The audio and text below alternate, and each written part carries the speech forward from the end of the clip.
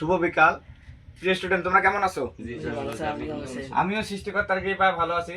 আজকে তোমাদের সঙ্গে আছি নবম দশম শ্রেণী গণিত অনুশীলনী 3.1 এর 2 নং প্রশ্নের গ এর সমাধান নিয়ে। সরল করো। তোমাদেরকে আমি পূর্বেও বলছিলাম অঙ্ক অনেক সহজ। অঙ্ক না, প্রতিটা সাবজেক্টেই সহজ যদি তোমরা করো। না করলে তো কঠিন, তাই না? দেখো, একটু বোঝার চেষ্টা করো, ভালো লাগবে। এখানে দেখো, আমরা এমনিতেই বুঝতে পারি যে square plus 2ab plus B square সূত্র বসেছে। যদি তোমরা জানো তখন কোনো তোমাদের সূত্র পড়তে হবে না, সূত্র এমনিতেই আয়ত্ত হয়ে যাবে, বুঝছো? একটু প্লিজ বোঝার চেষ্টা করে দেখবে। ধরি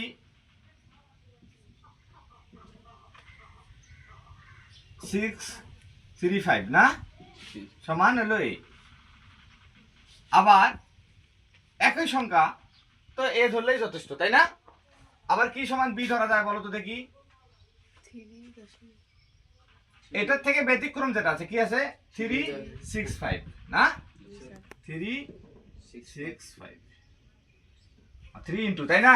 এটা ধরলাম কত? বি। একটু বোঝো, দেখবে যে অনেক সুন্দর হয়েছে। একটু বোঝো প্লিজ। প্রদত্ত রাশি, কি রাশি? প্রদত্ত রাশি। অঙ্ক যখন করবে খুব সহজভাবে করার চেষ্টা করবে। এটা কি ধরছিলাম? এ, তাই না? এ গুণন এ প্লাস 2, এটা ধরছিলাম কি? এ। এটা ধরছিলাম কি? বি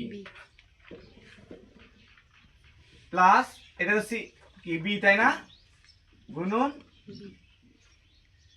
তাহলে কি হয়? এ কি হয়? এ স্কয়ার। কারণ গুণের সময় যেহেতু পাওয়ার গুলা কি হয়? যোগ হয়। একটু বুঝো তো ভালো লাগবে। স্কয়ার প্লাস তাহলে 2ab প্লাস বি স্কয়ার।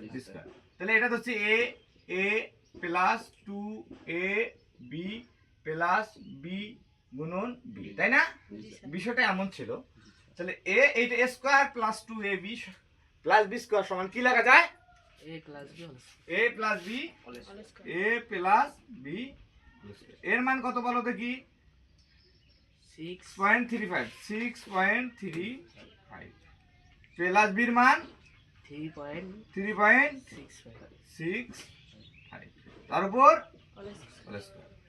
6 আর 3 9, 65 এখানে আছে আর এখানে আছে 35, তাই না? তাহলে আবার হবে 1। তাহলে তোমরা একটা হিসাব করে দেখো, 10 হয়েছে। কত হয়েছে? তারপর স্কয়ার, তাহলে হলো 100। তা নির্ণয় কি? সরল ফল। নির্ণয় কি? সরল ফল। সুতরাং নির্ণয় সরল ফল কি বলো তো দেখি? 100।